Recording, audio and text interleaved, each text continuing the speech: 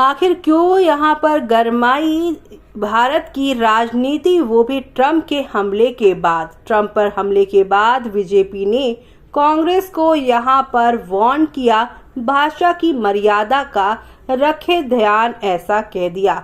हाल ही में पूर्व राष्ट्रपति डोनाल्ड ट्रंप पर हुए जानलेवा हमले के बाद बीजेपी ने कांग्रेस पर निशाना साधा। बीजेपी ने कहा है कि कांग्रेस को हिंसा भड़काने वाले शब्दों पर प्रयोग नहीं करना चाहिए। अब जानते हैं खबर विस्तार से, लेकिन तब तक आप हमारे चैनल टीसी न्यूज चैनल को लाइक एंड सब्सक्राइब करना ना भूलें।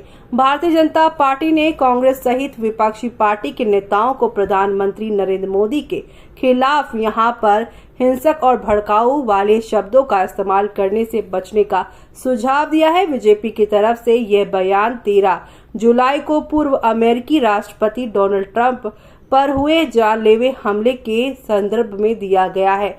आपको बता दें कि गुरुवार को एक यहाँ पर अगर बात की जाए रिपोर्ट की, तो उसमें लिखा था कि वरिष्ठ आईपीएस अधिकारी के लेख का हवाला देते हुए भाजपा के राष्ट्रीय प्रवक्ता सुधांशु त्रिवेदी ने इस पर अपनी बातें रखी हैं। सुधांशु त्रिवेदी ने कहा 22 जो है यानी जुलाई 2022 में जापान के पूर्व प्रधानमंत्री शिंजो आबे की यहां जान ले ली गई और हाल ही में डोनाल्ड ट्रंप पर हुए जानलेवा हमले से एक जरूरी बात सामने आई है, और ये हमले ज्यादातर विपक्षी नेताओं के भड़काऊ भाषण के बाद हुए हैं।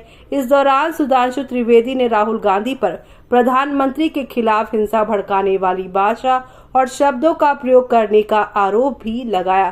त्रिवेदी ने कहा कि कई कांग्रेस नेताओं के भाषणों में मौत और कब्र खोदने जैसे हिंसक शब्दों का इस्तेमाल किया जाता है। राजनीति एक ऐसी चीज है, लेकिन हिंसा भड़काना इससे अलग है। त्रिवेदी ने जनवरी 2022 में पीएम मोदी के पंजाब यात्रा के दौरान सुरक्षा चूक का भी जिक्र किया, जब पीएम करीब 20 मिनट तक फ्लाईओवर पर फंसे रहे थे। उस वक्त पीएम जब एयरपोर्ट लौट रहे थे, तब फिरोजपुर जिले में कुछ प्रदर्शनकारी किसानों ने उनका रास्ता रोकने की कोशिश की थी। सुधांशु त्रिवेदी ने अक्टूबर 2013 में पटना में मोदी की राजनीतिक शैली और रैली में हुए यहाँ पे सिलसिलेवार धमाकों का भी जिक्र किया।